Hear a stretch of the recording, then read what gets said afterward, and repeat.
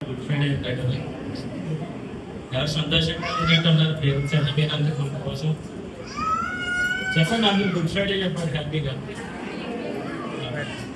చాలా మంది హైందవ సోదరులు ఫోన్ చేసి హ్యాపీ గుడ్ ఫ్రైడే మామ అని చెప్పారు. మన చర్చిలో నాకు చెప్పట్లేదు. సరే, దేవుడు ఇచ్చిన ఈ సమయానికి రెండవదిగా పాస్టర్ గారికి సంఘస్థులకు నా ధన్యవాదాలు. నాకు పాస్టర్ గారు ఇచ్చిన మాట రెండవ మాట ఇచ్చారు.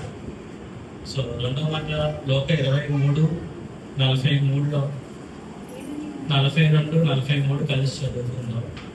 సో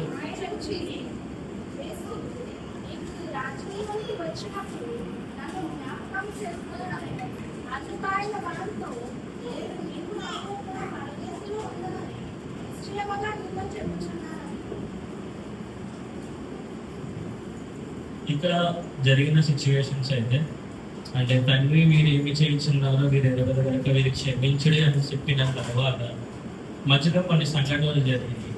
ఆ సంఘటనలో నుంచి దేవుడు అంటే ఒక దొంగ రెండో వైపు ఉన్న ఒక దొంగ మాట్లాడిన మాట.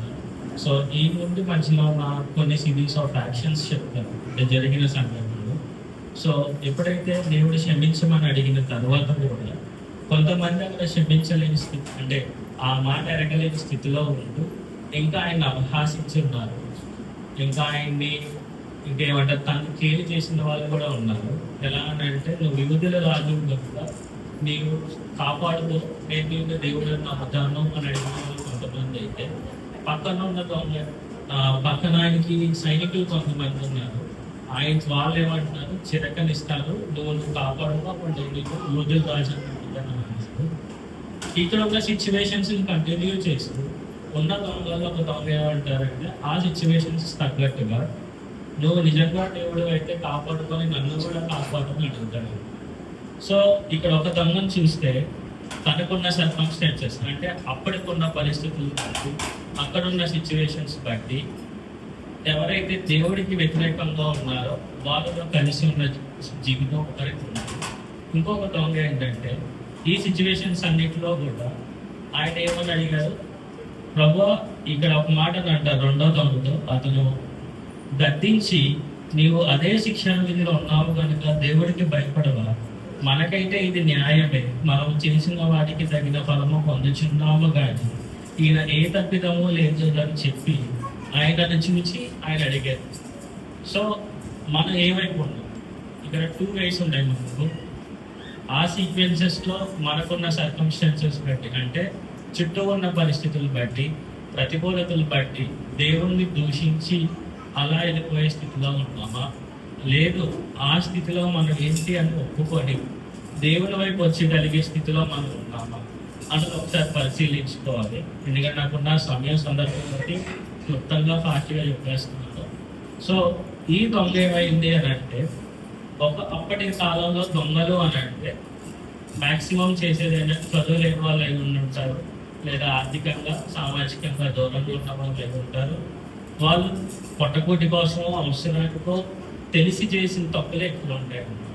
సో ఇలాంటి స్థితిలో దొంగ ఒక్క 2 minutes అండ్ మేబీ ఆయన ఇంతకుముందు ఆయన గురించి వినులు ఉండొచ్చు. ఎందుకంటే దేవుడు 33.5 సంవత్సరాలు కొట్టిన కాలంలో ఈయన దొంగతనం చేసే టైంలో ఎప్పుడైనా ఆయన గురించి తెలుసుకొని ఉండొచ్చు, వినుండొచ్చు. బట్ కళ్ళారా చూసిన తర్వాత ఆయన ఏమడిగాడంటే, దేవా నీవు ఏ తత్వము నన్ను జ్ఞాపకం చేసుకున్నావు అని అడిగాడు. ఎప్పుడు నీ రాజ్యంలో నీకు వచ్చినప్పుడు దొంగలైనప్పటి వరకు మేబీ బైబిల్ చదివిన స్థితి కూడా ఏమి ఉండుండదు. బట్ ఆ సిచ్యువేషన్స్లో విన్న దాన్ని బట్టి ఆయన తిరిగి వస్తాడు అని నమ్మిన దాన్ని బట్టి నువ్వు వచ్చినప్పుడు నన్ను జ్ఞాపకం చేసుకో అని అడిగాడు. సో ఇక్కడ ఇంకొక విషయం ఏంటంటే దేవుడు కూడా ఆయనకి ఏం చెప్తున్నారంటే నీవు నాతో కూడా పరదేశంలో ఉండేవాడిని నిశ్చయముగా నీతో చెప్పుచున్నాను. సో నిశ్చయముగా అనడానికి అన్డౌటెడ్లీ అంటే ఎక్కడ ఏ డౌట్ లేదు, కన్ఫామ్గా నువ్వు నాతో పాటు ఉంటావు అని చాలా మంది అనుకుంటారు. ఎందుకంటే నేను చాలాసార్లు విన్నప్పుడు కూడా వాక్యాలు విన్నప్పుడు చాలా మంది దొంగలు జస్ట్ 2 minutes దేవుడిని అడిగి పరలోకం కొట్టేసాడు మనకి ఆ ఛాన్స్ లేదని చాలా మంది ఉన్నారు. బట్ ఆ సిచ్యువేషన్స్లో అక్కడున్న ప్రతికూల పరిస్థితి, అక్కడున్న వ్యతిరేకతలో కూడా ఆ దొంగ దేవుని కోసం నిజంగా నిలబడ్డాడు కాబట్టి, నిజంగా తన జీవితాన్ని తన తప్పుల్ని ఒప్పుకున్నాడు కాబట్టి, అంగీకరించుకున్నాడు కాబట్టి దేవుడు దానికి నిజముగా పరదేశంలో ఉండే అవకాశాన్ని ఇచ్చాడు అనమాట. సో ఇదే విషయం చూసుకున్నట్టయితే ఈ దొంగ గురించి మనం ఆలోచిస్తే ఫిలిప్పీ 1:23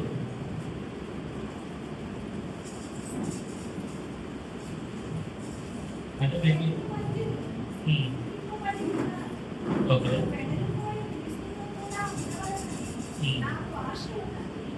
1:23 చాలను ఓకే.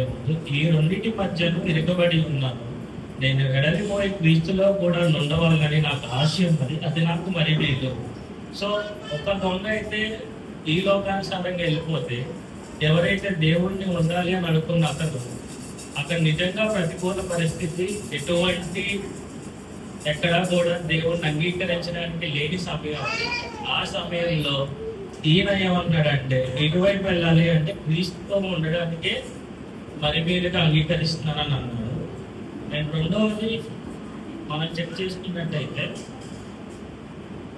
అదే కొత్త నిబంధనలు రోమా 10వ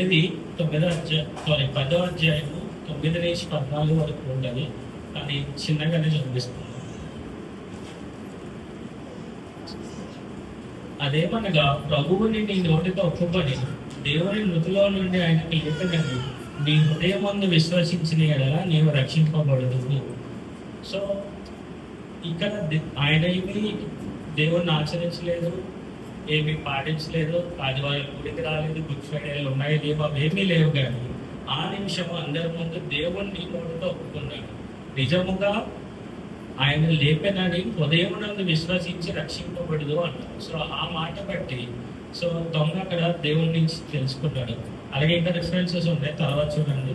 1 యోహాను 5:11 కానీ, యెషయా 55:6-9 కానీ, 1 కొరింథీ 6:10 చూసుకున్నట్టయితే, ఏదైతే మనం దేవుడి నుంచి తప్పిపోయిన స్థితి ఉందో ఆ స్థితిలో దేవుణ్ణి ఒప్పుకున్నట్టయితే దేవుడు మళ్ళీ మనకు తిరిగి నిత్యత్వానికి ఇవ్వగలడు అన్నట్టు ఎగ్జాంపుల్స్ ఉన్నాయి అందులో. అండ్ 43వ వచనం వచ్చేసరికి, నేను నీవు నాతో కూడా పరదేశంలో నిశ్చయంగా నీతో చెప్తున్నాను అన్నదానికి రిఫరెన్సెస్ లోకా 12:8 ఉంది. ఒకసారి చదువు. 12:8 మరియు నేను మీతో చెప్పినది ఏమనగా, నన్ను మనిషి మీద ఒప్పుకుని వాడేవాడు మనిషి కుమారుడు దేవుని ఎదురు వాడిని ఒప్పుకోడు.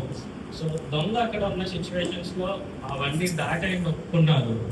ఇక్కడ దేవుడు కూడా ఏమంటున్నారు, నన్ను ఎవరైతే ఒప్పుకుంటారో నేను కూడా దేవుని జ్యోతులు ఏంటి ఒప్పుకుంటానని అన్నారు. సో ఆ దొంగ ఏమైతే ఉన్న సిచ్యువేషన్స్ లో అన్ని ఒప్పుకొని దేవునికి క్రైస్తవుడిగా మారాడు. సో నేను క్వశ్చన్ అనుకుంటున్నాను, ఇక్కడ ఎంతమంది క్రైస్తవులు ఉంటారు చర్చ్లో? ఎంతమంది క్రైస్తవులు? సరే ఇంగ్లీష్లో అడుగుతున్నాను, ఎంతమంది క్రిస్టియన్స్ ఉన్నారు ఇక్కడ? ఓకే. సో ఇంకో క్వశ్చన్, 3వ క్వశ్చన్, క్రైస్తవుడు అంటే అర్థం ఏంటి? చేతులు ఎత్తిన వాళ్ళు ఎవరో ఒకరు. ఓకే. నెక్స్ట్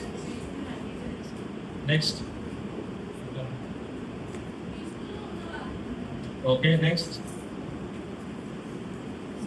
క్రైస్తవుడు అని అర్థం అంటే క్రీస్తుతో ఉన్నవాడు.